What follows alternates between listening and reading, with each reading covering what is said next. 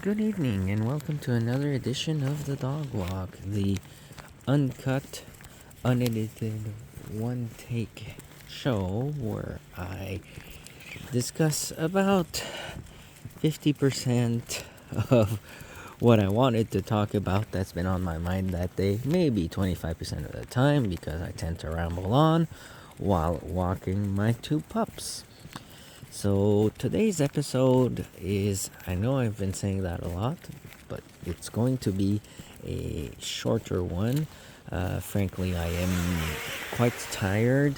I had a very long weekend, extremely long drive to go pick up my martial arts or my puzzle mats for my dojo downstairs.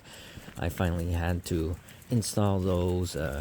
Due to my knee, I can't afford to train on my, I don't know what you call it in English, plancher flottant, my laminate flooring, I guess.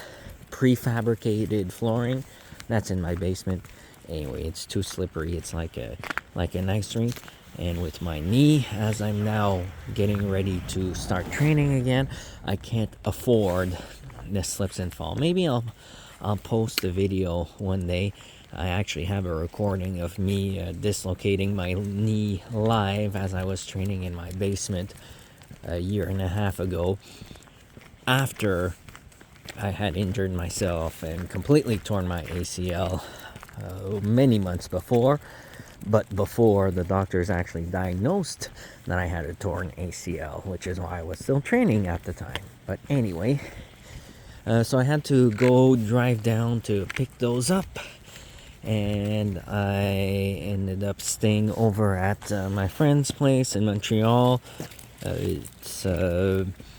And being a new father and just getting older in general, let's say I'm not as used to long evenings of partying and drinking with friends as I used to be. So it's been a little rough, which is why I'm actually likely going to be posting this video out of order, because I'm recording this as I'm currently in the middle of the series of 3 videos where I want to talk, or where I am talking, I should say, about how people should be living and their values, thinking more temporarily and for the future as opposed to just right now. A potential proposal for a new or improvements to democratic systems, and finally a future economy that would tie into all of this. So since I don't want to separate out those episodes, I think I'm just gonna post this one out of order, but also my brain is not there today enough to be discussing one of those topics, so I'm just going to keep it a little light instead. What I think I will talk about is related to actually a show that I just watched today while I was installing all my martial arts, all my puzzle mats downstairs. I actually ended up watching, I believe, the entirety of Jack Reacher season 2 today, and I saw a few things that I see constantly movies or shows getting wrong, and I figured since I want to keep it light a little bit, maybe I'll talk about that. So I want to talk about some misconceptions, and these are just a few examples because there are many more, but a few misconceptions of how the military works and how you see it portrayed in movies. Now, why can I talk about this? Well, first of all, I've been in the military for 2024 now, so 23 and a half years. I joined in June 2000. I'm an officer, a senior officer in the Air Force, so I do get a perspective that comes with that, and I have been around quite a lot whether it is at operational units or in headquarters, working on policy, working on projects, all of that stuff. I've taught new members of my trade at the trade school. I've spent more than half of my life in the military, so I think that qualifies me a little bit to talk about this. I will try not to diss people too much. I know in a previous episode I had mentioned how I always find it funny when people tie their entire identity in their adult life to the 3 or 4 years that they spent in the military, and then for the rest of their life they consider themselves as veterans and Marines and Semper Fi and blah blah blah and all that. I mean, if you spent 3 or 4 years in the military, you spent as much time in high school, right? So at least in Quebec and Ontario, that's how it works. I know in the US it's a little bit different, and you've got like junior high and high and all that, but whatever, you get my point. It's such a short period of my life, but I can understand how it can deeply affect you through the experiences that you lived during that time. So I get why you want to associate and why it becomes such a core part of your identity. But also, I just have to laugh because for sure in 4 years you did not see enough, you did not go to enough places, you did not climb up high enough in rank, whether that's on the enlisted or in the officer side, to really actually truly understand how the military works. But anyway, I'll get that out of the, now that I got that disclaimer out of the way. Sorry, I'll just wait because there's a car coming. Lazy stay. Just wait. Okay, Misa, come on. So, the big thing that I wanted to talk about that the military, or that civilians always get wrong about the military, is that, believe it or not, it is not illegal or dishonorable or anything like that. You will not get in trouble for disobeying an order, like they do in the Jack Reacher show. And spoilers for the next 30 seconds if you haven't watched it but do want to watch it. It's a very, very mild spoiler, but in the show, Major Reacher and his team get ordered by, I believe it's a lieutenant colonel, to basically drop an investigation so that their colonel can get his promotion and not have to face a scandal and all of that stuff. Now, before I get to what they get wrong, or to the disobeying an order part, I will say that honestly, in the real world, if something like that would happen on a base or in a deployment like that, it is extremely unlikely that the colonel would lose his promotion or be held liable or anything like that. Not that it's impossible that he would, but at a certain point, that's what the police is for, right? And imagine you're back home and there's a dude stealing, to take a random example, inspired a bit by the show, there's a dude stealing gas or misusing squadron resources, right? The CO is not going to be brought to court for that. He's not going to lose a promotion. He's got, right? Unless he had knowledge and authorized it, then that's a different story. Or he ordered his troops or subordinates to carry out something illegal. That's just not how it works. The person who did the offense will be investigated and charged in accordance with whichever in the Canadian military it's called well, how am I forgetting this? I'm getting our terms mixed up with the US terms because I was just trying to keep that term in my mind and not forget it. But basically, we've got I think it's called the Code of Service Discipline or something like that. Anyway, that's beside the point. Uniform justice, I think is what it's called in the US.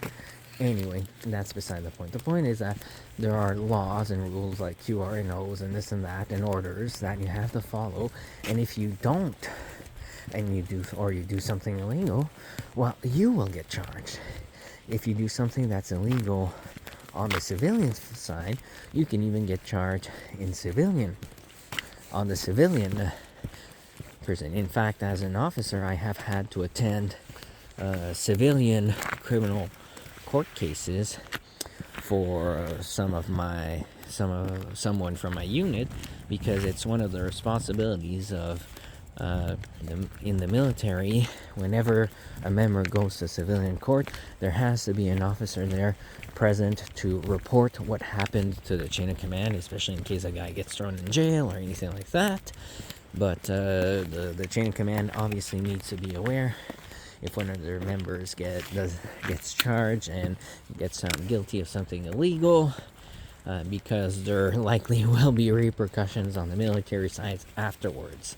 But anyway, to get back to what I wanted to say is that it is not illegal to or against the Code of Service Discipline or Uniform Justice, I think it's called in the US, to disobey an order. What is illegal or against the rules is to disobey a lawful order. So when a lieutenant colonel tells you, hey buddy, just stop your investigation, cover it up, don't charge these people except for misdemeanors and blah blah blah, so that we can save face, that, my friends, is not a lawful order. That is an order that every single person within Jack Reacher's unit should have realized that they were fully entitled to disobey. And in fact, it's probably the lieutenant colonel who would have gotten in trouble for that, if not the colonel, if it's a colonel who had, or general, whoever was in charge, I forget, who had ordered the colonel to say that, because it is not a lawful order. It's kind of obvious, right, that it is not lawful within your lawful authority or power to order someone to just ignore a multi-million or billion or whatever it was drug smuggling ring, right? That's completely against the law. And the reason why that's a rule and not, disobeying any order will land you in trouble and get your unit disbanded and everything that happened to them. The reason why it's not that way is because I'm sorry to bring this into view, or I'm sorry to bring this up, is what I'm trying to say, but it's because we don't want Nazis in the military. Girls, this way. We don't want Nazis in the military. I was just following orders defense is not an acceptable defense. If you say you were just following orders while doing something that knowingly that was illegal, you will get charged. You will get thrown in jail, because we don't want repeats of what happened in World War II, whether it's all the atrocities that the Nazis did, or things like the rape of Nanjing that the Japanese committed, or what was it? I believe it was My Lai that the U.S. troops, anyway, if you don't know about My Lai, I'm pretty sure that's what it was. But it's been 20 years since I saw those cases in our ethics class in university, because yes, obviously every officer has to go through rigorous ethics training, although it doesn't always stick. But anyway, I think My Lai in Vietnam, where the American GIs basically raped and murdered everyone and came into a killing frenzy, and anyway, it doesn't just happen to the Nazis or the Japanese, or to it happened to you guys. But anyway, that's beside the point. military ethicists want to prevent things like that. So they empower all of their military members everywhere to say no. If they are given an order that is illegal or that they believe is illegal, you don't have to follow it. In fact, you need to report the person who gave you that illegal order. So yeah, that's how it actually works. And again, that is just to prevent the risk of things like what we saw in the show or things that happened in the past. It's to prevent that from happening again. So sorry, most military shows get that very basic concept wrong. So yeah, we try to be a little bit more enlightened nowadays, and whether it is on the concept of being more accepting of others, right, repealing all those in the US, what was it, don't ask, don't tell, something like that. Anyway, yeah, that. And sorry to take a little detour, I guess, since we're talking about military stuff. That is one of the main reasons I think that most military tacticians, or scholars I should say, right now, that's one of the main reasons why they think Ukraine is doing so well against Russia. Because you may know that NATO, including Canadians, many Canadians have been out to Ukraine to train their folks ever since the first Crimean invasion 10 years ago. Wow, 10 years ago already. Wow, that's crazy to me. I clearly remember where that happened. Anyway, yeah, so we've been training them, and therefore they've adopted some of our Western methodologies of control. Command and control is the term, the technical term. I'm sure you know what that means, command and control. Although probably maybe not in the military sense, or what's the difference between command and control, but I won't get into that right now because I don't have time to get into military theory. But the point is that Ukrainians are doing so well because we train them to empower their junior leaders on the ground, whereas the Russians still prescribe to the old Soviet mentality or tactics or command and control scheme of everything coming top down. So they are told to follow orders and blah blah blah, all that stuff. And they, even if you're a senior officer on the field, you're a colonel, but the general told you to go take that bridge to get to that place, and oh crap, the Ukrainians just blew up that bridge. Well, you're not even allowed to make the decision to, hey, let's take the bridge right next to it so we can keep going. No, you have to call back to the general to get his authorization to change to change the plan, which is why the big convoys, you may remember at the start of the war, got so bogged down for so long because their command and control scheme was completely paralyzed. And throw into that the fact that they were using unsecured cell phones and relying on civilian cell phone infrastructure for their communications, and it becomes very easy to completely paralyze the machine. Whereas when you train your junior leaders, and that can be your NCMs, not officers necessarily, right? Like in the forces, you become a junior leader as a master corporal, right?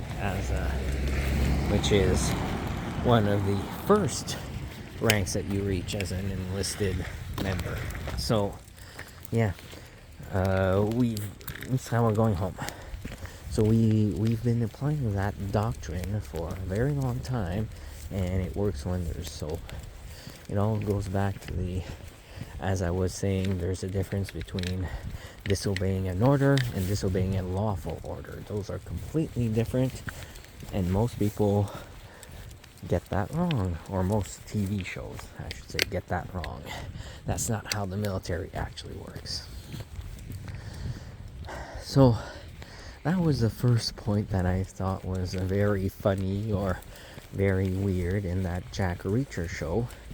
A few other funny things that I noticed are a little less military in nature. For example, you see he gets stabbed in the arm, a knife clean through his forearm, and then in the next scene, he's walking around and carrying a briefcase in the arm that was just stabbed. Like, name one person who would do that, as opposed to just switching around and carrying the briefcase on the other arm, right?